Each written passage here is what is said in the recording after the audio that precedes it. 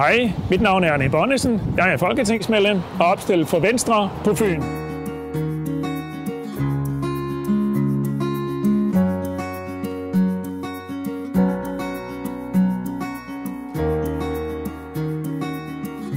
Fyn skal på vækstbordet. Vi skal sætte turbo på Fyn. Flere fynske arbejdspladser og mere fynsk erhverv. Det er nøglen til fremtiden. Derfor skal vi sikre færdiggørelse af det 3. fynske motorvejsspor snarest muligt. Lavere takster på Storebælt. Svendborgbanen fremtidssikres med nye lyssignaler. Bedre fynske trafikforbindelser. Det skaber vækst. Bedre konkurrenceevne og gode erhvervsvilkår. Det fremtidssikrer vores allesammens velfærd. Unge sikres uddannelse i topklasse og gode erhvervsmuligheder. Ældre sikres god ældrepleje, tryghed og frit valg. Mere frihed til de lokale ildsjæle med plads til de gode idéer.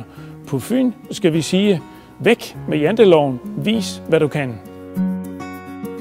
Jeg er fynbo med stort F, uddannet som revisor, god erfaring fra erhvervslivet, deltager i det frivillige foreningsarbejde, har været borgmester i en årrække. Og al den erfaring har jeg taget med mig ind i arbejdet her i Folketinget. Og på den baggrund så er jeg klar til en fortsat ihærdig indsats for Fyn og øerne. Stem personligt på Erling Bonnesen.